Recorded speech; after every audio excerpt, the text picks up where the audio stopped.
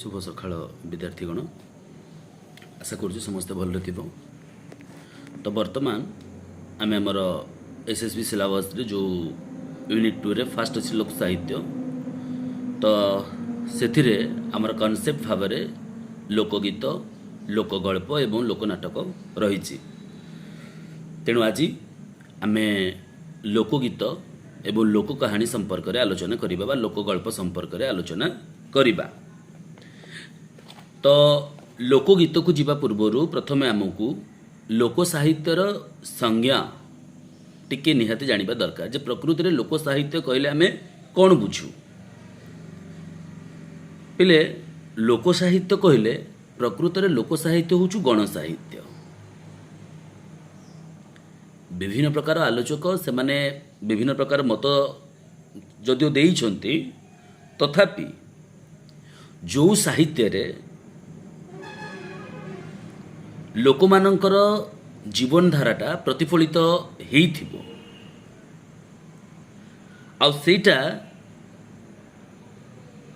सेथिरे लोकमानंकर रीति नीति विश्वास परंपरा प्रथा ये सबू जना पड़ुथिबो तले सेही भलिया साहित्य को आमे लोक साहित्य बोली कहि परिबा।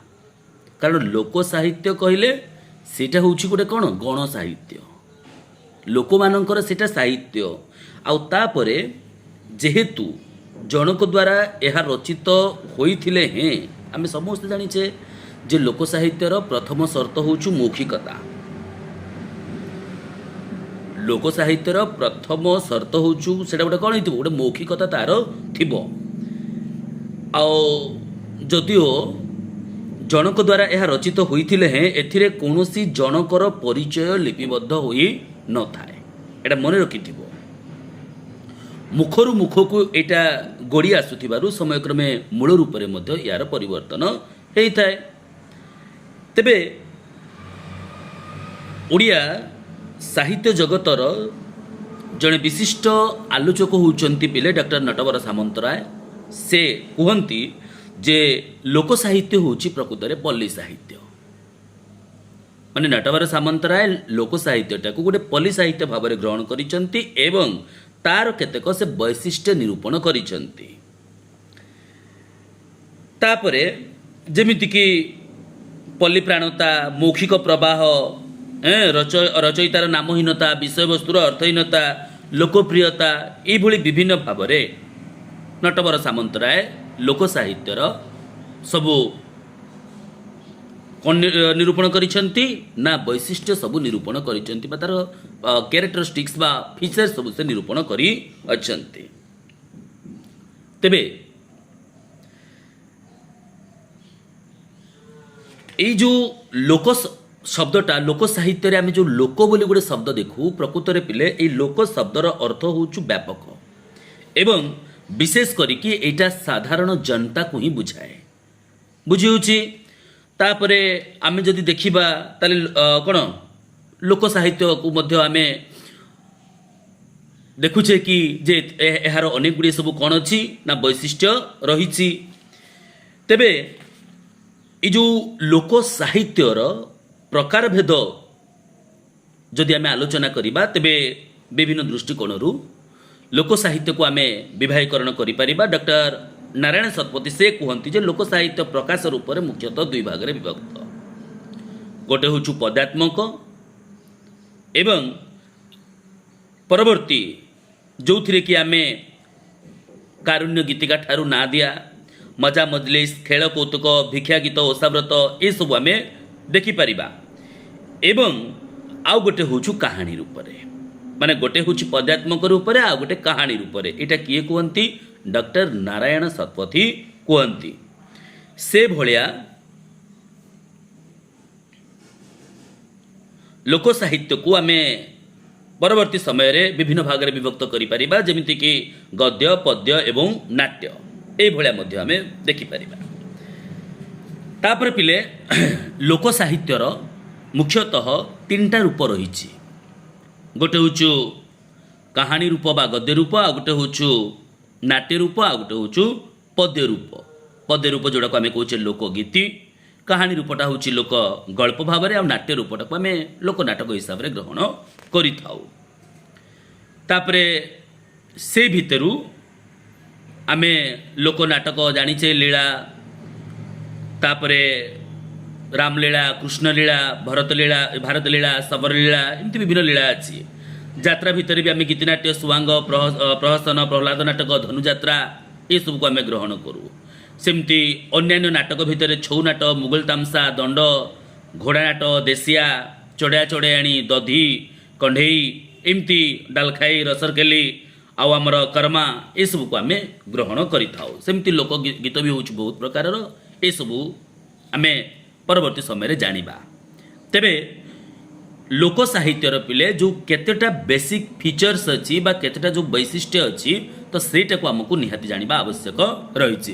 କାରଣ ଲୋକ ସାହିତ୍ୟର ଯଦି ଆମେ ବୈଶିଷ୍ଟ୍ୟକୁ ନ ଜାଣିପାରିବା ତେବେ ନିଶ୍ଚିତ ଭାବରେ ସେଇଟା ବୋଧହୁଏ ଟିକେ ଆମ ପାଇଁ ଅଲଗା ହେଇଯିବ। କାରଣ ଓଡ଼ିଆ ପଲ୍ଲୀ ସାହିତ୍ୟରେ ଡକ୍ଟର ନଟବର ସାମନ୍ତରାୟ, ମନେ ରଖିଥିବ ଓଡ଼ିଆ ପଲ୍ଲୀ ସାହିତ୍ୟ ବୋଲି ଗୋଟେ ବହି ଅଛି, ସେଥିରେ ଡକ୍ଟର ନଟବର ସାମନ୍ତରାୟ ଲୋକ ସାହିତ୍ୟର 7ଟା ବୈଶିଷ୍ଟ୍ୟ ସମ୍ପର୍କରେ ସୂଚନା ପ୍ରଦାନ କରିଛନ୍ତି। ପଲ୍ଲୀ ପ୍ରାଣତା, ପଲ୍ଲୀ ଜୀବନର ପ୍ରାଣପୂର୍ଣ୍ଣ ପରିପ୍ରକାଶ, ମୌଖିକ ପ୍ରବାହ, ଏକକ ବା ସାମୂହିକ ଆବୃତ୍ତି, ରଚୟିତାଙ୍କ ନାମହୀନତା, ସଙ୍ଗୀତର ମଧୁର ମୂର୍ଚ୍ଛନା ଏବଂ ଆଉ ଗୋଟେ ହେଉଛି ବିଷୟବସ୍ତୁର ଅର୍ଥହୀନତା। ତେବେ କେବଳ ପିଲେ ଏତିକି ନୁହେଁ, ଆହୁରି ମଧ୍ୟ ଅନେକ ଗୁଡ଼ିଏ ବୈଶିଷ୍ଟ୍ୟ ସବୁ ଅଛି। ଯେମିତିକି ତାର କୌଣସି ନିର୍ଦ୍ଦିଷ୍ଟ ଶୈଳୀ ନାହିଁ, କୌଣସି ଭୌଗୋଳିକ ସୀମା ଭିତରେ ଏହି ଲୋକ ସାହିତ୍ୟଟା ଆବଦ୍ଧ ନୁହେଁ, ଏହା ଦେଶ, ଧର୍ମ ଏବଂ କାଳାତୀତ ନିର୍ଦ୍ଦିଷ୍ଟ ସମ୍ପ୍ରଦାୟ ହୋଇନଥିବାରୁ ଏହା ସାର୍ବଜନୀନ, ମାନବଧର୍ମୀ ବା ମାନବବାଦର ଏହା ପ୍ରଚାରକ, ଏହାର ଚରିତ୍ର ଗୁଡ଼ାକ ସଜୀବ, ନିର୍ଜୀବ, ଜଡ଼ ଏବଂ ଚଞ୍ଚଳ, ନିୟମର ଅନୁଶାସନରୁ ଏମାନେ ମୁକ୍ତ, ତାପରେ ହୃଦୟ ସମ୍ଭୂତ ହୋଇଥିବାରୁ ଏମାନେ ହୃଦୟସ୍ପର୍ଶୀ। ଏଇଭଳି ଭାବରେ ଆମେ ଲୋକ ସାହିତ୍ୟର ବୈଶିଷ୍ଟ୍ୟକୁ ନିରୂପଣ କରିପାରିବା। ତାପରେ ପିଲେ ଲୋକ ସାହିତ୍ୟ ଆଉ ବିଦଗ୍ଧ ସାହିତ୍ୟ ଭିତରେ ଯେଉଁ ଡିଫରେନ୍ସ ଅଛି ଆମେ ଏଇଟା ଜାଣିଛେ। ଲୋକ ସାହିତ୍ୟ ହେଉଛି ମାନବର ହୃଦୟ ସହିତ ତାର ସମ୍ପର୍କ ଥିଲାବେଳେ ବିଦଗ୍ଧ ସାହିତ୍ୟର ବାହ୍ୟ ଶରୀର ସହିତ ସମ୍ପର୍କ ଥାଏ। ସେମିତି ଲୋକ ସାହିତ୍ୟ ପ୍ରାକୃତିକ ହେଲାବେଳେ ବିଦଗ୍ଧ ସାହିତ୍ୟ ହେଉଛି କୃତ୍ରିମ। ଇଏ କଳକଳ ନାଦିନୀ ଝରଣା ହେଲା ବେଳକୁ ଇଏ ହେଉଛି ଗୋଟେ ନିଷ୍କାସନହୀନ ଜଳାଶୟ। ତେବେ ଏଇ ଯେଉଁ ଓଡ଼ିଆ ଲୋକ ସାହିତ୍ୟ ଆମେ ଦେଖିଲେ ପିଲେ ଓଡ଼ିଆ ଲୋକ ସାହିତ୍ୟର କିଛି ସଂଗ୍ରାହକ ଏବଂ କିଛି ଆଲୋଚକ ଅଛନ୍ତି, ବୁଝିହେଉଛି। ତ ମନେ ରଖିଥିବ ଲୋକ ସାହିତ୍ୟ ସଂଗ୍ରହ କ୍ଷେତ୍ରରେ ପ୍ରଥମେ ଜନ୍ ବିମ୍ସ ସାହସିକ ପଦକ୍ଷେପ ଗ୍ରହଣ କରିଥିଲେ। ଇମ୍ପୋର୍ଟାଣ୍ଟ କ୍ୱେଶ୍ଚିନ୍ ଗୋଟେ, ଲୋକ ସାହିତ୍ୟ କ୍ଷେତ୍ରରେ, ଲୋକ ସାହିତ୍ୟର ସଂଗ୍ରହ କ୍ଷେତ୍ରରେ ପ୍ରଥମେ କିଏ ଏକ ସାହସିକ ପଦକ୍ଷେପ ଗ୍ରହଣ କରିଥିଲେ ନା ଜନ୍ ବିମ୍ସ। 1869ରୁ 73 ଯେତେବେଳେ ସେ ବାଲେଶ୍ୱରର କଲେକ୍ଟର ଥିଲେ, ସେହି ସମୟରେ ଫକୀରମୋହନ ସେନାପତିଙ୍କର ସାହାଯ୍ୟରେ ଲୋକଗୀତ ସଂଗ୍ରହ କରି, ଯେମିତିକି ସାପ ମନ୍ତ୍ର ଆଉ ଡାହାଣୀ ମନ୍ତ୍ର, ଯେଉଁଟାକୁ ଆମେ ପଦ୍ମତୋଳା ଏସବୁ ଆମେ କହୁ, ଗୁଣିଗାରେଡ଼ି, ଡାହାଣୀ ଆଉ ସାପଟା ହେଉଛି ପଦ୍ମତୋଳା। ତ ଏସବୁ ମନ୍ତ୍ର ଗୁଡ଼ିକୁ ନେଇକି ସେ କ'ଣ କରିଥିଲେ ନା ଓଡ଼ିଶା ଫକ୍ଲର ନାମରେ, ଓରିଶାନ୍ ଫକ୍ଲର ନାମକ ଗୋଟେ ପ୍ରବନ୍ଧ ଲେଖିଥିଲେ। ଏଇଟା ମନେ ରଖିଥିବ ପିଲେ, ଓରିଶାନ୍ ଫୋକ୍ଲର। ଏଇ ପୁସ୍ତକ ରଚୟିତା କିଏ ନା ଏ ହେଉଛୁ ଆମର ଜନ୍ ବିମ୍ସ। ବୁଝିହେଉଛି, ଏଇଟା ଲୋକଗୀତକୁ ସଂଗ୍ରହ କରିକି ଏଇଟା ସେ ଲେଖିଥିଲେ। ତାପରେ 1872ରେ G.E. ଗ୍ରୋଭର ଦକ୍ଷିଣ ଭାରତୀୟ ଲୋକଗୀତ ଭାରତର ପ୍ରଥମ ଲୋକଗୀତ ସଂଗ୍ରହ ବୋଲି କେତେକ ଆଲୋଚକ ମଧ୍ୟ ମତ ଦିଅନ୍ତି। G.E. ଗ୍ରୋଭର ଦକ୍ଷିଣ ଭାରତୀୟ ଲୋକଗୀତ ନାମକ ଗୋଟେ ପୁସ୍ତକ ଗୋଟେ ପ୍ରକାଶ କରିଥିଲେ, ଆଉ ଯେଉଁଟାକି କିଛି ଆଲୋଚକ କୁହନ୍ତି ଯେ ଏଇଟା ହେଉଛି ଭାରତର ପ୍ରଥମ ଲୋକଗୀତ ସଂଗ୍ରହ। ତାପରେ ପିଲେ 1876ରେ କପିଳେଶ୍ୱର ବିଦ୍ୟାଭୂଷଣ ନନ୍ଦ ଶର୍ମା, କପିଳେଶ୍ୱର ବିଦ୍ୟାଭୂଷଣ ନନ୍ଦ ଶର୍ମା ହେଲା କେତେକ ଢଗ ପିଲେ ସଂଗ୍ରହ କରିଥିଲେ, ଆଉ ଢଗ ସଂଗ୍ରହ କରିକି ତାକୁ ପୁସ୍ତକ ଆକାରରେ ପ୍ରକାଶ କରିଥିଲେ। ବୁଝିହେଉଛି। ତାପରେ 1903ରେ ନୀଳମଣି ବିଦ୍ୟାରତ୍ନ ସେ ବି କେତେକ ଢଗ ଆଉ ଶ୍ଲୋକ ସବୁ ସଂଗ୍ରହ କରିଥିଲେ। ଆଉ 1914 ମସିହାରେ ପିଲେ ଭଗବାନ ହୋତା ଗୋଟେ ପୁସ୍ତକ ପ୍ରକାଶ କରିଥିଲେ, ସେଟା ହେଉଛି ପ୍ରବାଦମାଳା। ସେଭଳିଆ 1923 ବେଳକୁ ଅପର୍ଣ୍ଣା ପଣ୍ଡା କେତେକ ଢଗ ସଂଗ୍ରହ କରିକି ଢଗ ମାଳିକା ତତ୍ତ୍ୱବୋଧିନୀ, ଏଇଟା ମନେ ରଖିଥିବ, ଅପର୍ଣ୍ଣା ପଣ୍ଡା 1923 ବେଳକୁ କେତେକ ଢଗ ସଂଗ୍ରହ କରିକି ଢଗ ମାଳିକା ତତ୍ତ୍ୱବୋଧିନୀ ନାମ ଦେଇକି ସେ ପ୍ରକାଶ କରିଥିଲେ। ତାପରେ ଗୋପାଳ ଚନ୍ଦ୍ର ପ୍ରହରାଜ ତୁମେ ଜାଣିଛ ଲୋକ କାହାଣୀ ବା ଲୋକ ଗଳ୍ପ ସଂଗ୍ରହ କ୍ଷେତ୍ରରେ ସେ ପ୍ରଥମ ଥିଲେ। ଆଉ ତା ଛଡ଼ା ତାଙ୍କର ଉତ୍କଳ କାହାଣୀ ହେଉଛୁ ଓଡ଼ିଶାର ପ୍ରଥମ କାହାଣୀ ସଂଗ୍ରହ। ଏଇଟା ପରୀକ୍ଷାରେ ପିଲେ ନିହାତି ମନେ ପଡ଼ିବ, ଏକ୍ଜାମ୍ରେ ଆସିବ ଯେ ଓଡ଼ିଶାର ପ୍ରଥମ ଗଳ୍ପ ସଂଗ୍ରହ ପୁସ୍ତକ ବା କାହାଣୀ ସଂଗ୍ରହ ପୁସ୍ତକର ନାମ କ'ଣ ବୁଝିହେଉଛି ପିଲେ? ସେଇଟା ହେଉଛି ଉତ୍କଳ କାହାଣୀ ହେଲା। ଆଉ ସେ ବିଷୟରେ ଡିଟେଲ୍ସ ପରବର୍ତ୍ତୀ ସମୟରେ ମୁଁ ଆଲୋଚନା କରେଇବି। ଆଉ ଏଇ ଗୋପାଳ ଚନ୍ଦ୍ର ପ୍ରହରାଜ ମଧ୍ୟ ପିଲେ କିଛି ଲୋକଗୀତ ମଧ୍ୟ ସଂଗ୍ରହ କରିଥିଲେ, ଏକଥା ମଧ୍ୟ କିଛି ପୁସ୍ତକରେ ଉଲ୍ଲେଖିତ ଅଛି। ଆଉ ଯେଉଁଗୁଡ଼ିକୁ କି ସେ 5 ଭାଗରେ ବିଭକ୍ତ କରିଥିଲେ। ତାପରେ ପିଲେ ଦେବେନ୍ଦ୍ରନାଥ ସତ୍ୟାର୍ଥୀ ବୁଝିହେଉଛି, ତାଙ୍କ ଦ୍ୱାରା ଅନୁପ୍ରାଣିତ ହୋଇ ଚକ୍ରଧର ମହାପାତ୍ର ସେ ବି ଓଡ଼ିଶାରେ ବହୁ ପରିମାଣରେ ଲୋକଗୀତ ସଂଗ୍ରହ କରିଥିଲେ। ଆଉ ସେଗୁଡ଼ିକୁ ସେ ଓଡ଼ିଆ ଗ୍ରାମ୍ୟ ରୀତି ଏବଂ ଉତ୍କଳ ଗାଉଁଲି ଗୀତ ଏହି ନାମରେ ସେ ପ୍ରକାଶ କରିଛନ୍ତି। ଏଇଟା ମନେ ରଖିଥିବ। ଦେବେନ୍ଦ୍ର ସତ୍ୟାର୍ଥୀଙ୍କ ଦ୍ୱାରା ଅନୁପ୍ରେରିତ ହୋଇ ଚକ୍ରଧର ମହାପାତ୍ର ଏବଂ ବୁଝୁଛି ସେ ଚକ୍ରଧର ମହାପାତ୍ର ବହୁ ପରିମାଣରେ ଲୋକଗୀତ ସଂଗ୍ରହ କରିଥିଲେ ଏବଂ ତାଙ୍କ ପୁସ୍ତକର ନାମ ହେଉଛି ଓଡ଼ିଆ ଗ୍ରାମ୍ୟ ରୀତି ଏବଂ ଉତ୍କଳ ଗାଉଁଲି ଗୀତ। ଯେତେବେଳେ ଲୋକଗୀତ ଆଲୋଚନା କରିବି ଡିଟେଲ୍ସ ଏହି ବିଷୟରେ ପୁଣି ଆଉ ଥରେ କହିବି। ତାପରେ ପିଲେ ଲୋକ ସାହିତ୍ୟ ସଂଗ୍ରହ କ୍ଷେତ୍ରରେ ଡକ୍ଟର କୁଞ୍ଜବିହାରୀ ଦାସ ଲୋକରତ୍ନ ତୁମେ ଜାଣିଛ, ତ ତାଙ୍କ ନାମ ବି ଆଗରେ ଆସେ। ସେ ତାଙ୍କର ସଂଗୃହୀତ ପୁସ୍ତକ ଗୁଡ଼ିକୁ ମନେ ରଖିଥିବ, ପଲ୍ଲୀ ପୁଷ୍ପ ଏବଂ ପଲ୍ଲୀ ଝରଣା ଏସବୁ ନାମ ଦେଇକି ସେ ପ୍ରକାଶ କରିଥିଲେ। ପରବର୍ତ୍ତୀ କାଳରେ ତାଙ୍କର ପଲ୍ଲୀଗୀତି ସଞ୍ଚୟନ ପ୍ରକାଶ ପାଇଲା, ତୁମେ ଜାଣିଛ ଏଇଟା ବହୁତ ଇମ୍ପୋର୍ଟାଣ୍ଟ। ଏବଂ ଏହି ପଲ୍ଲୀଗୀତି ସଞ୍ଚୟନକୁ ସେ 3 ଭାଗରେ ପ୍ରକାଶ ପାଇଥିଲା, ପ୍ରଥମ ଭାଗ, ଦ୍ୱିତୀୟ ଭାଗ, ତୃତୀୟ ଭାଗ। ଯେତେବେଳେ ଏବେ ଲୋକ ଗୀତକୁ ଯିବି ସେଇଠି ମୁଁ ଡିଟେଲ୍ସ କହିବି। ତେବେ ଲୋକଗଳ୍ପ ସଞ୍ଚୟନ ନାମରେ ତାଙ୍କ ଦ୍ୱାରା ସଂଗୃହୀତ ପୁସ୍ତକରେ ବହୁ କାହାଣୀ ପ୍ରକାଶ ପାଇଛି। ଏଇଟା ଟିକେ ନୋଟ୍ କରିଥିବ। ଏସବୁ ହେଉଛି କାହାର ନା କୁଞ୍ଜବିହାରୀ ଦାସଙ୍କର। ପଲ୍ଲୀ ପୁଷ୍ପ, ପଲ୍ଲୀ ଝରଣା, ତାପରେ ପଲ୍ଲୀଗୀତି ସଞ୍ଚୟନ। ପଲ୍ଲୀଗୀତି ସଞ୍ଚୟନ କେତେ ଭାଗରେ ପ୍ରକାଶ ପାଇଛି? 3 ଭାଗରେ। ତାପରେ ଲୋକଗଳ୍ପ ସଞ୍ଚୟନ, ଏସବୁ ଗୁଡ଼ାକ ହେଉଛି କୁଞ୍ଜବିହାରୀ ଦାସଙ୍କର। ତାପରେ ପିଲେ ପରବର୍ତ୍ତୀ ସମୟରେ ଆମର ଲୋକ କାହାଣୀ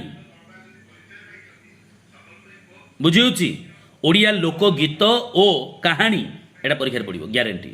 ଓଡ଼ିଆ ଲୋକଗୀତ ଏବଂ କାହାଣୀ ଗୋଟେ ଶୀର୍ଷକ, ଗୋଟେ ଗବେଷଣାତ୍ମକ ନିବନ୍ଧ ସେ ପ୍ରସ୍ତୁତ କରିଥିଲେ ଡକ୍ଟର କୁଞ୍ଜବିହାରୀ ଦାସ, ଯେଉଁଥିପାଇଁ କି ସେ ଡକ୍ଟରେଟ୍ ଉପାଧି ମଧ୍ୟ ପାଇଥିଲେ ବୁଝିହେଉଛି। ତା ଛଡ଼ା ଲୋକ କାହାଣୀ ଶୀର୍ଷକ ଆଲୋଚନା ପୁସ୍ତକ ଏବଂ ଆଉ କେତେକ ଆଲୋଚନା ପୁସ୍ତକ ମଧ୍ୟ ସେ ପ୍ରକାଶ କରିଛନ୍ତି। ତେବେ ବର୍ତ୍ତମାନ ଆମେ ଓଡ଼ିଆ ଲୋକଗୀତ ପର୍ଯ୍ୟାୟକୁ ଯିବା। ତେବେ ପିଲେ ତା ପୂର୍ବରୁ ଖାଲି ଆଉ ଗୋଟେ କହିଦେଉଛି, ଯଦି ଲୋକନାଟ୍ୟ ପରମ୍ପରା ଏବଂ କଣ୍ଢେଇ ନାଟ ଏଇ ବହିଟା କାହାର ନା ଏଇ ବହିଟା ହେଉଛି ଡକ୍ଟର ଗୌରାଙ୍ଗ ଚରଣ ଦାସଙ୍କର। ଏଇଟା ଟିକେ ମନେ ରଖିଥିବ। ଓଡ଼ିଆ ଲୋକନାଟକ, ଓଡ଼ିଆ ନାଟକର ଉଦ୍ଭବ ଆଉ ବିକାଶ, ଏଇ ବହିଟା ହେଉଛି କାହାର ନା ଡକ୍ଟର ହେମନ୍ତ କୁମାର ଦାସଙ୍କର। এই পুস্তক গুড়াক মধ্যে টিকে তুমি মনে রাখিব। তেবে বর্তমান আমি পিলে লোকগীত আড়কু যা। আমি জানিলে যে প্রকৃতরে এই যে লোক সাহিত্য রয়েছে, লোক সাহিত্যর এক রূপ হচ্ছে বা তার বিভাগীকরণে আমি লোকগীতকু আলোচনা করিবা।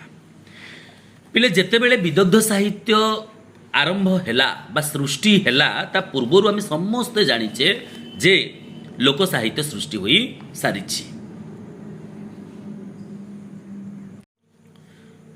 সমস্ত শুভ সকাল। বর্তমান আমি লোকগীত সম্পর্কে আলোচনা করিবা। তো পূর্ব ক্লাসে আমি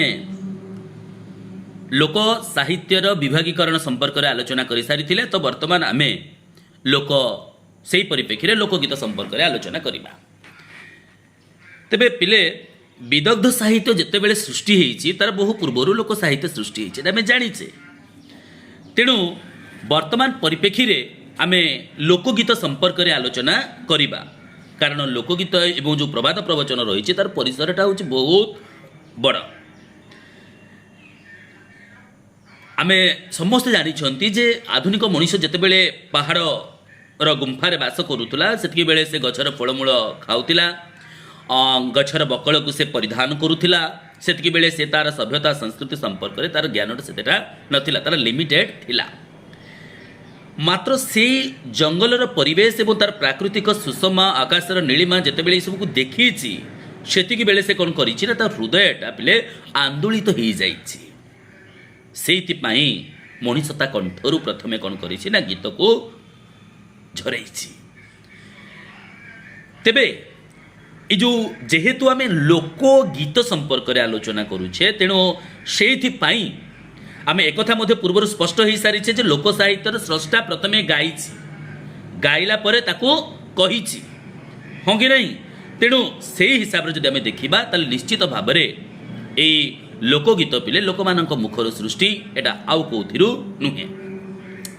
ଗୋଟେ ପୁସ୍ତକର ନାମ ଗୋଟେ ମନେ ରଖିଦେଇଥିବ, ଓଡ଼ିଆ ଲୋକଗୀତର ଚିତ୍ର ଏବଂ ଚରିତ୍ର। ଏ ପୁସ୍ତକଟାର କବି କିଏ ବା ଲେଖକ କିଏ? ଅଧ୍ୟାପକ ପ୍ରମୋଦ କୁମାର ସାମଲ। ବୁଝିହେଲା? ଓଡ଼ିଆ ଗ୍ରାମ୍ୟ ଗୀତି ଏ ପୁସ୍ତକର ରଚୟିତା କିଏ? ପୂର୍ବରୁ କହିଛି ଶ୍ରୀ ଚକ୍ରଧର ମହାପାତ୍ର।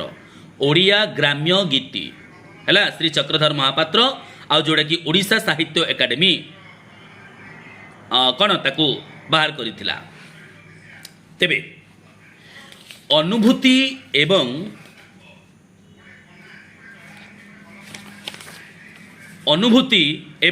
ଅଭିଜ୍ଞତାର ଭିତ୍ତିଭୂମି ଉପରେ ପିଲେ ଲୋକଗୀତର ସୌଧଟା ଗଠିତ ହୋଇଛି। କାରଣ ଲୋକଗୀତ ରଚୟିତାର ଅଭିଜ୍ଞତା କୌଣସି ଭୌଗୋଳିକ ସୀମା ଭିତରେ ଆବଦ୍ଧ ନଥିବାରୁ ସେଟା ସଂକୀର୍ଣ୍ଣ ନୁହେଁ। ତେବେ ଡକ୍ଟର କୁଞ୍ଜବିହାରୀ ଦାସ এই ଲୋକଗୀତ ସମ୍ପର୍କରେ ପିଲେ ଗୋଟେ ଭଲ ଷ୍ଟେଟମେଣ୍ଟ ପ୍ରଦାନ କରିଥିଲେ। ସେ କହୁଥିଲେ ଯେ ଲୋକଗୀତ ଜୀବନରସର ପ୍ରାଚୁର୍ଯ୍ୟରେ ଭରପୁର, ଲୋକସାଧାରଣ କଳ୍ପନା ବିଳାସ ନୁହନ୍ତି ଏବଂ ବାସ୍ତବତାର ପୂଜାରୀ।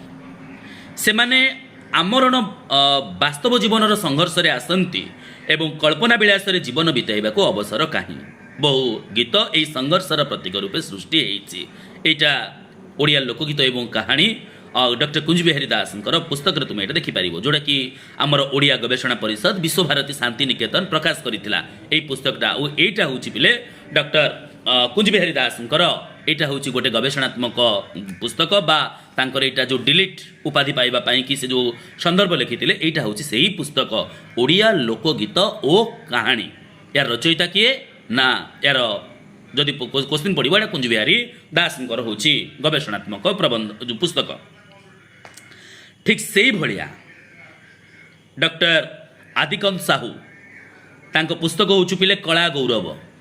ସେ ସେଇଠି କହିଥିଲେ ଲୋକଗୀତ ପୁଣି ଜୀବନର ଅସ୍ତ୍ୟର୍ଥକ ବିଶ୍ୱାସ ଏବଂ କଳ୍ପନାର ରୂପ, ତାହା ବୈରାଗ୍ୟର ସଙ୍ଗୀତ ନୁହେଁ ଏବଂ ଆସକ୍ତ ସଂସାରର ଦୁଃଖ ଅଛି, ଦୈନ୍ୟ ଅଛି, ବ୍ୟଥା ବେଦନାର ଅନୁଭବ ସେ ଗୀତର ଭାବପଞ୍ଜରେ ନିର୍ମାଣ କରିଥାଏ। ଏ କଥା ମଧ୍ୟ ସେ କହୁଛନ୍ତି। ତେଣୁ ଏଥିରୁ ପିଲା ଆମେ ଗୋଟେ ଜିନିଷ ଜାଣିଲେ ଯେ ଲୋକଗୀତ ହେଉଛି ପ୍ରକୃତରେ କ'ଣ ନା ଲୋକ ଜୀବନର ଅବିକଳ ପରିପ୍ରକାଶ।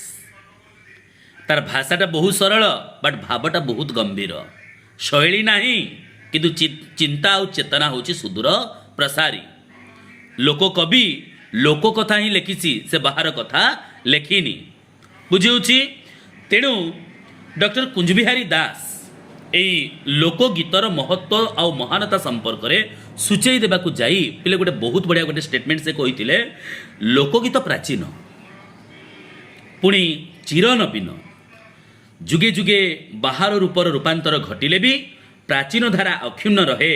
ପ୍ରାଚୀନତମ ଯୁଗର ସନ୍ଦେଶ ଲୋକଗୀତ ଜରିଆରେ ଆମ ନିକଟକୁ ଆସିଛି। ତେଣୁ ସେଇ ଦିଗରୁ ଯଦି ଆମେ ବୁଝିବା ତାହେଲେ ଲୋକଗୀତ ବିଦଗ୍ଧ ସାହିତ୍ୟର ଜନକ। ଏଇଟା ଓଡ଼ିଆ ଲୋକଗୀତ ଏବଂ କାହାଣୀରେ ଡକ୍ଟର କୁଞ୍ଜବିହାରୀ ଦାସ କହିଛନ୍ତି। ଏବେ ପିଲା ଆମେ ଲୋକଗୀତର ବିଭାଗୀକରଣ ଆଡ଼କୁ ଯିବା।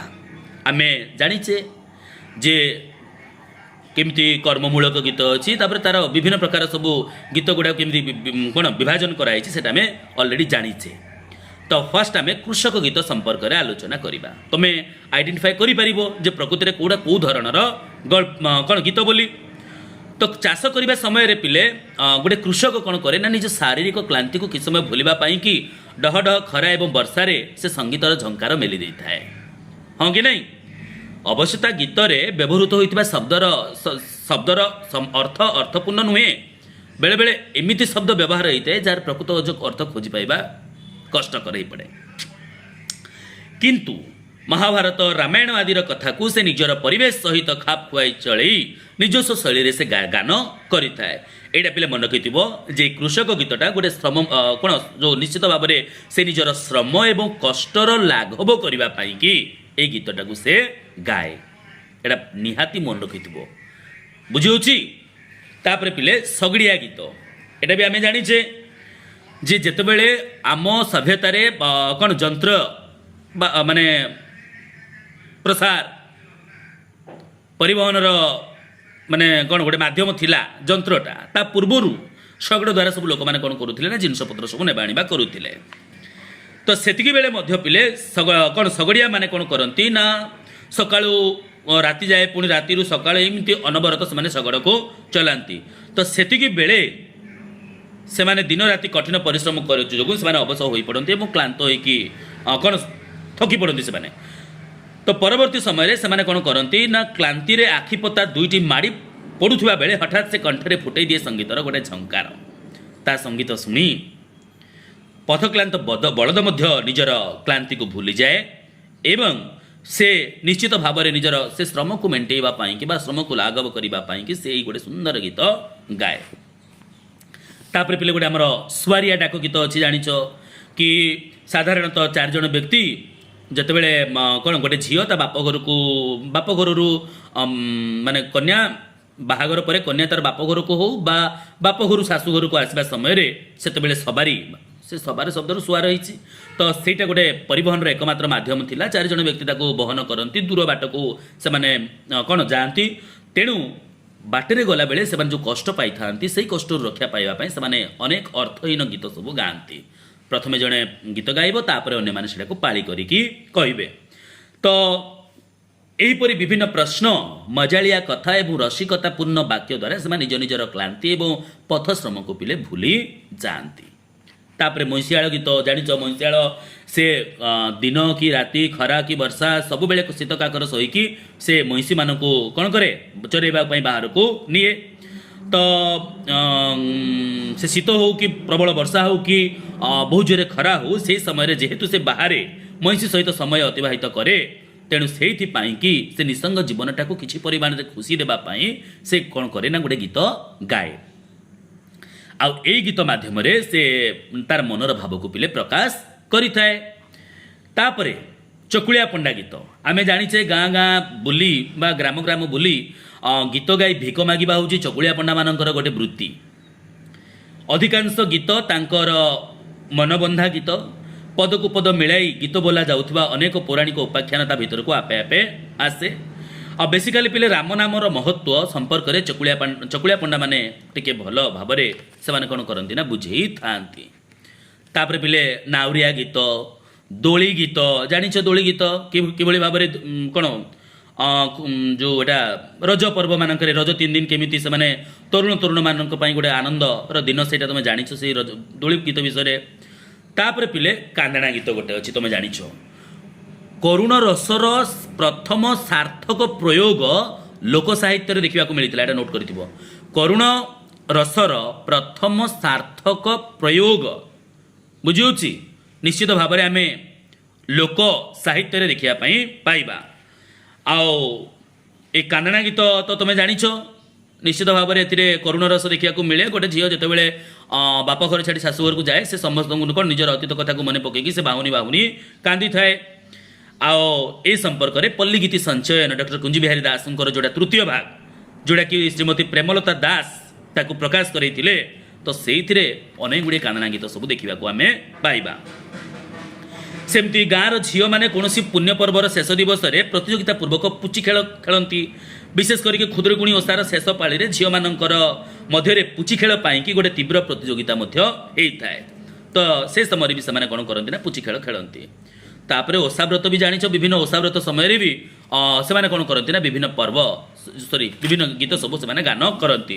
ଆଉ ଗୋଟେ ପିଲେ ଶିଶୁ ଗୀତ ଅଛି, ତୁମେ ଜାଣିଛ କି ଶିଶୁ ଗୀତକୁ ଇଂରାଜୀରେ ନର୍ସରୀ ରାଇମ୍ ବୋଲି କୁହାଯାଏ, ଯେଉଁଟାକି ମା ମାନେ ନିଜ ପିଲାମାନଙ୍କୁ ସାନ୍ତ୍ୱନା ଦେବା ପାଇଁ କି ବିଶେଷ କରିକି ଛୋଟ ଛୁଆକୁ ଯେତେବେଳେ ହଳଦୀ ଲଗାଇ ଦିଅନ୍ତି କି ଗାଧେଇ ଦିଅନ୍ତି କି ଖାଇବା ସମୟରେ କି ବୁଲେଇବା ସମୟରେ କି ଶୁଆଇ ଦେବା ସମୟରେ ଆମେ ମା ମାନେ କ'ଣ କରନ୍ତି ନା ପିଲାମାନଙ୍କୁ ଏଇସବୁ ଶିଶୁ ଗୀତ ଗୁଡ଼ାକ ଶୁଣନ୍ତି।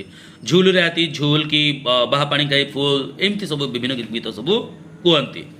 ତାପରେ ପିଲେ ଓଡ଼ିଆ ଲୋକ ଗୀତରେ ଯଦି ଆମେ ଦେଖିବା ତାହେଲେ ଏଠି ନିଶ୍ଚିତ ଭାବରେ ସମାଜ ଚିତ୍ର ମଧ୍ୟ ଦେଖିବାକୁ ପାଇବା। ବାଣିଜ୍ୟ ବ୍ୟବସାୟଠୁ ଆରମ୍ଭ କରି ଆଧ୍ୟାତ୍ମିକତା, ତାପରେ ବିଶ୍ୱାସ ପରମ୍ପରା, ଶ୍ରୀ ଜଗନ୍ନାଥ ଚେତନା, ତାପରେ ଲୋକ ଗୀତରେ ବିଭିନ୍ନ ପ୍ରକାର ରସ, ଶୃଙ୍ଗାର, କରୁଣ, ହାସ, ବୀର, ବାତ୍ସଲ୍ୟ, ଉପମା, ରୂପକ, ପ୍ରତୀକ, ଏମିତି ବିଭିନ୍ନ ଜିନିଷକୁ ମଧ୍ୟ ଆମେ ଦେଖିବା ପାଇଁ ପାଇବା। ତାପରେ ପିଲେ ଏଇ ଲୋକଗୀତର এই যে আমি বিভাগীকরণ কলে সে ভিতরে আমি বহুত কথা আলোচনা কলে। এবে তেণু ওড়িয়া লোকগীতর যে বিভাগীকরণ আমি আলোচনা করুলে তো সেই সম্পর্কে বিভিন্ন প্রকার আলোচক বিভিন্ন প্রকার মত সব পিলে দিয়েছেন। তবে ডক্টর কুঞ্জবিহারী দাস ওড়িয়া লোকগীত এবং কাহানি ଲୋକଗୀତକୁ ମୁଖ୍ୟତଃ ଦୁଇ ଭାଗରେ ବିଭକ୍ତ କରିଛନ୍ତି। ଗୋଟେ ହେଉଛି ବୋଲା ହେଉଥିବା ଗୀତ, ଆଉ ଗୋଟେ ହେଉଛି ବୋଲା ହେଉନଥିବା ଗୀତ। ଠିକ୍ ଅଛି। ତାପରେ ପିଲେ ପରବର୍ତ୍ତୀ ସମୟରେ ଆମେ ଲୋକ ଆମର ଯେଉଁ ଡକ୍ଟର ବିଦ୍ୟା ଚୌହାନ ଅଛନ୍ତି ସେ ମଧ୍ୟ ବିଭିନ୍ନ ଭାଗରେ ତାକୁ ବିଭକ୍ତ କରିଛନ୍ତି। ତାପରେ ପିଲେ ବିଷୟବସ୍ତୁ ଦୃଷ୍ଟିରୁ ଅନ୍ୟାନ୍ୟ ଲୋକଗୀତିକା ଗୁଡ଼ାକୁ ଆମେ 6 ଭାଗରେ ବିଭକ୍ତ କରିପାରିବା।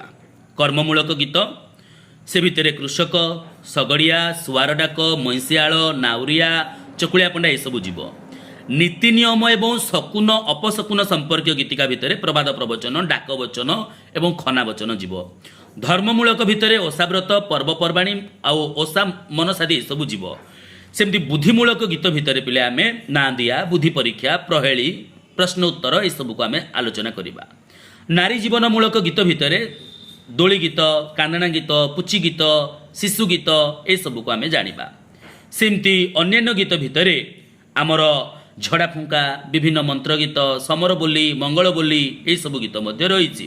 ତେବେ ଭାବ ଦୃଷ୍ଟିରୁ ଯଦି ଆମେ ଦେଖିବା ତାହେଲେ ସେଗୁଡ଼ିକୁ ଆମେ ପ୍ରେମମୂଳକ, ଜୀବନ ସମ୍ପର୍କୀୟ, ଆଧିଭୌତିକ, ଇତିହାସ ଓ କିମ୍ବଦନ୍ତୀମୂଳକ, ସମ୍ବେଦନାମୂଳକ ବା ମନସ୍ତାତ୍ତ୍ୱିକ ଆଧାରିତ ଏମିତି ବିଭିନ୍ନ ଭାଗରେ ଆମେ ବିଭକ୍ତ କରିପାରିବା। ତେବେ ଏତ ଗଲା ଲୋକଗୀତର ବିଭାଗୀକରଣ ସମ୍ପର୍କରେ ତଥ୍ୟ। ତେବେ ବର୍ତ୍ତମାନ ଆମେ ଲୋକଗୀତର ଏଇ ଯେଉଁ ରହିଛି ଇତିହାସ, ତାର ସଞ୍ଚୟନର ଇତିହାସ, ସେଇ ଉପରେ ଆମେ ଟିକେ ନଜର ପକାଇଦେବା। ହେଲେ ଫାଷ୍ଟ G.E. ଗୋଭର ଭାରତରେ ଗାଉଁଲି ଗୀତ ସଂଗ୍ରହର ମୂଳ ମନ୍ତ୍ରଦାତା ଥିଲେ। 1872 ମସିହାରେ ଦକ୍ଷିଣ ଭାରତୀୟ ଲୋକଗୀତକୁ ସେ ପ୍ରକାଶ କରାଇଥିଲେ ଏବଂ 1872 ମସିହାରେ ଜର୍ଜ ଏ ଗ୍ରିୟର୍ସନ ଗୋପୀଚାନ୍ଦ ଗୀତ ମଧ୍ୟ ପିଲେ ସଂଗ୍ରହ କରିବାକୁ ଚେଷ୍ଟା କରିଥିଲେ। ଆଉ ଯୋଗେନ୍ଦ୍ର ରାୟ ତାଙ୍କର 22 ଲୋକଗୀତ ନାମକ ବି ଗୋଟେ ପୁସ୍ତକ ପ୍ରକାଶ ପାଇଥିଲା। ଯେମିତି ଗୋପୀଚାନ୍ଦ ଗୀତ ଜର୍ଜ ଏ ଗ୍ରିୟର୍ସନଙ୍କର ଯେମିତି ପ୍ରକାଶ ପାଇଥିଲା, ଠିକ୍ ସେମିତି ଏ ଯୋଗେନ୍ଦ୍ର ରାୟଙ୍କର 22 ଲୋକଗୀତ ମଧ୍ୟ ପ୍ରକାଶ ପାଇଥିଲା। ତାପରେ ପିଲେ ଓଡ଼ିଆ ଲୋକଗୀତ ସଞ୍ଚୟନର ଇତିହାସକୁ ଯଦି ମୁଁ ପର୍ଯ୍ୟାଲୋଚନା କରିବି, ପ୍ରଥମେ ନିହାତି ଭାବରେ ଶ୍ରୀ କପିଳେଶ୍ୱର ବିଦ୍ୟାଭୂଷଣ ନନ୍ଦ ଶର୍ମାଙ୍କ କଥା କହିବା। କାରଣ ପ୍ରଥମ ଓଡ଼ିଆ ଗାଉଁଲି ଗୀତ ସଂଗ୍ରାହକ ହେଉଛନ୍ତି କିଏ ନା ପଣ୍ଡିତ ଶ୍ରୀ କପିଳେଶ୍ୱର ବିଦ୍ୟାଭୂଷଣ ନନ୍ଦ ଶର୍ମା। ଯେମିତି ଓଡ଼ିଆ ଲୋକ କାହାଣୀର ପ୍ରଥମ ସଂଗ୍ରାହକ ହେଉଛନ୍ତି ଗୋପାଳଚନ୍ଦ୍ର ପ୍ରହରାଜ, ଠିକ୍ ସେଇଭଳିଆ ପ୍ରଥମ ଓଡ଼ିଆ ଗାଉଁଲି ଗୀତର ସଂଗ୍ରାହକ ହେଉଛନ୍ତି ପଣ୍ଡିତ ଶ୍ରୀ କପିଳେଶ୍ୱର ବିଦ୍ୟାଭୂଷଣ ନନ୍ଦ ଶର୍ମା। ସେ ଯେତେବେଳେ 1876ରେ ରେଭେନ୍ସା ସାହେବଙ୍କର ଆନୁକୂଲ୍ୟରେ ସେ କେତେକ ଢଗ ସଂଗ୍ରହ କରି ପୁସ୍ତକ ଆକାରରେ ଏଟାକୁ ପ୍ରକାଶ କରିଥିଲେ। ଆଉ ତାଙ୍କ ପୁତ୍ର ସୁଦର୍ଶନ ନନ୍ଦଙ୍କ ଚେଷ୍ଟାରେ 1908 ମସିହାରେ ଏହି ପୁସ୍ତକର ଦ୍ୱିତୀୟ ମୁଦ୍ରଣ ମଧ୍ୟ ପିଲେ ହେଇଥିଲା। ବୁଝିହେଉଛି। सेमती 1903 रे नीलमणि विद्यारत्न पिले केतक ढग एवं श्लोकांश संग्रह करी श्री गोपाल चंद्र प्रहराज को नाम रे सेताको उत्सर्ग करैथिले। मुंशी शेख अब्दुल मजीद बुझुची कटक रे से ढगमालिका बा ढग रत्नाकर नामक गोटे पुस्तक प्रकाश कण तांकरी संपादन प्रकाश पाइथिला। से भलिया पिले चंद्रशेखर बाहिनीपति परिहास दर्पण ढग एवं प्रवचन संग्रह संपर्कित गोटे पुस्तक तांकर प्रकाश पाइथिला। 1914 रे राघवानंद दास कृषि जीविकार प्रधान उपाय पालक और फलर गणना ये सबू को नेकी से गोटे कृषि प्रवचन संकलन प्रकाश करैथिले जोटा कि 7 भाग रे विभक्त हेइतिला। ठीक से भली पंडित भगवान होता ओडिया प्रबंधमाला गोटे प्रवाद संग्रह पुस्तक सेटा 1914 रे मध्य प्रकाश पाइतिला। से भलिया अपना पंडांकर आमे जानिछे ढगमालिका तत्वबोधिनी बोली गोटे पुस्तक अछि जोटा कि 1905 रे से संग्रह करथिले और 1923 रे प्रकाश करथिले बोली आमर ओडिया लोकगीत एवं कहानी रे डॉक्टर कुंज बिहारी दास कहउचंती। आ सेथिरे टोटल 320 टी ढग अछि।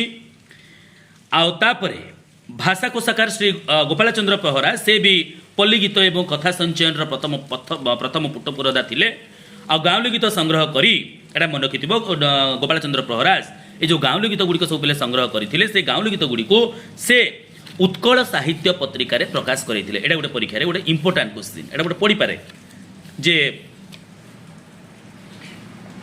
हैला जे क्वेश्चन पड़िबो जे गोपाल चंद्र प्रहराज जो लोकगीत गुड़िक संग्रह करथिले ताको से केउ पत्रिका रे प्रकाश कराउथिले उत्कल साहित्य पत्रिका रे से ताको प्रकाश कराउथिले करथिले।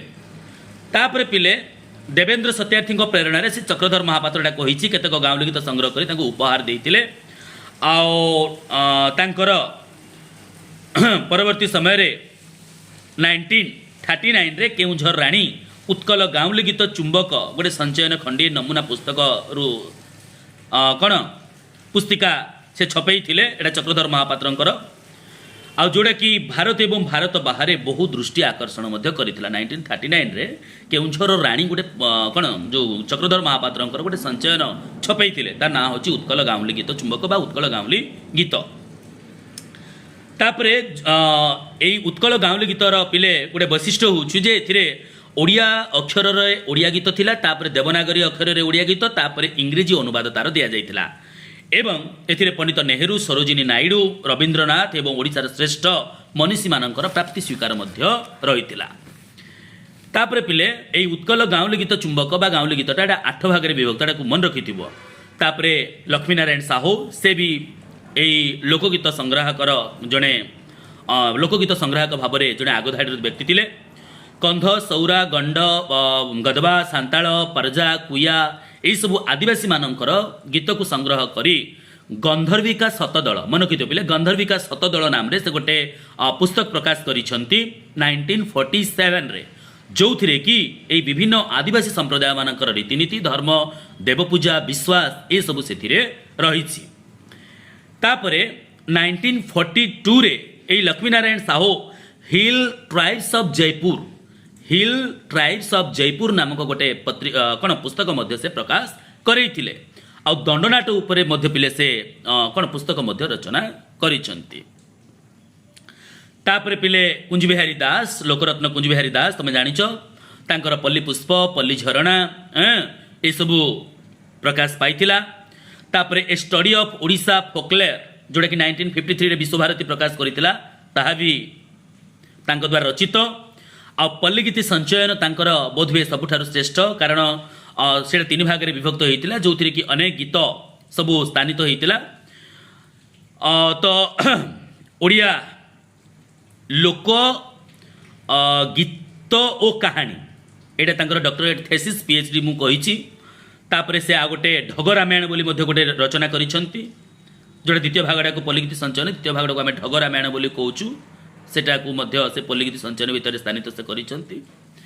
तेबे परवर्ती समय रे कोलकातार एकाडेमी ऑफ फोकलेयर मन रखिथिबो पिले कुंज बिहारी दास को लोकरत्न उपाधि देइथिला। 1979 रे तांकर कोन मो कहानी प्रकाश पाई तुम जानिछ 1976 रे जोति पाई 1979 रे तांको केंद्र साहित्य एकाडेमी पुरस्कार मध्य मिलिछि।